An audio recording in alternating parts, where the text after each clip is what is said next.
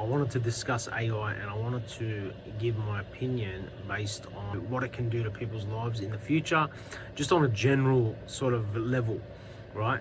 So AI, is a great tool. Things are happening in the AI space that is, unprecedented, right? Crazy shit, Mike. Marcus. So we're being able to create videos from nothing without having to actually use people, or they're being able to create art without the use of humans, which is all great, and I think it can all be a great tool.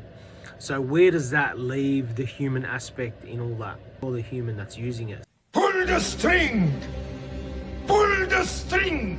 So you're going to get a benefit from it, but what about the people that are being displaced by that sort of technology? Now, the thing that I believe in my heart is that humans are great at adapting. Surprisingly, we adapt in some of the most challenging situations that you can think of. If you go and talk to any survivors of a massive disaster, they will tell you that themselves. They'll tell you that they're surprised with the way that they can adapt, and it's amazing what we can do and the way that we do adapt to such devastating conditions, right?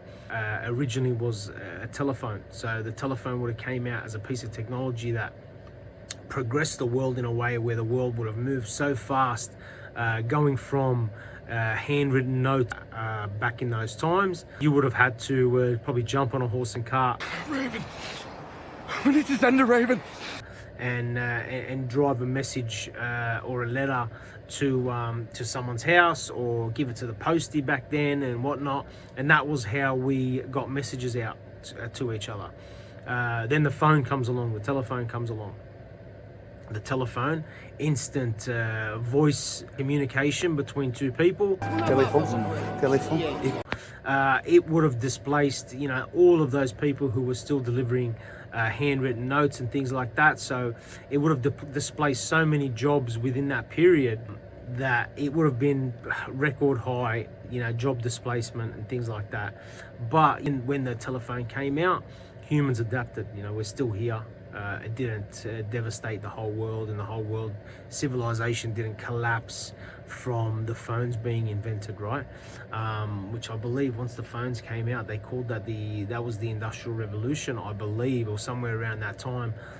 Don't quote me on it. I'm not a history professor, but somewhere around that time was the Industrial Revolution, which ultimately sped up industrial activity to force growth in a exponential way. So I say that now that the internet and the web has pretty much, I would say, has been perfected, this will be the next phase of growth that is going to force us to push barriers and break further barriers, because due to the nature of progressive technology, it ultimately forces people. It displaces people first, yes, but it ultimately forces people to adapt, survive, and use those human tools, those God-given tools, which is our brain, to overcome any situation and ultimately come out on top. So that's why we are super adaptive, and that's probably why we're still here after so many years on this planet, guys, because of our ability to adapt to any situation and overcome. Adapt and overcome, which is why we are, the big dogs on this planet. Let the big dog eat! Let's not go into whether there's aliens around or not, but just talking as far as the world is concerned and the planet Earth, we're the big dogs. So that's why, because of our ability to adapt. It's unlike any other. We just continue to adapt, and we continue to thrive.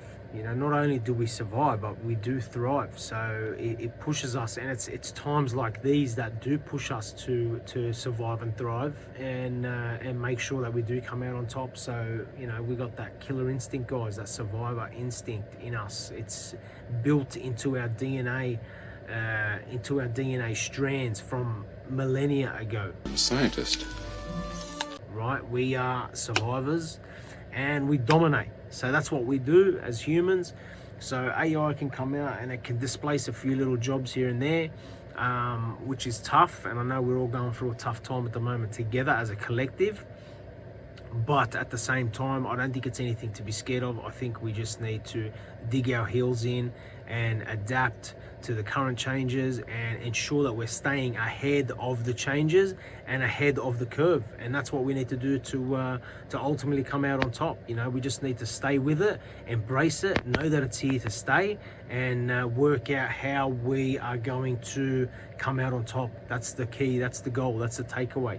We're going to come out on top. We need to push to come out on top. So that might mean extra work, that might mean extra hours, that might mean extra research, that might mean, you know, changing up our strategies a little to continue to push forward to ensure that strategy of survival and that strategy of adaptation will succeed.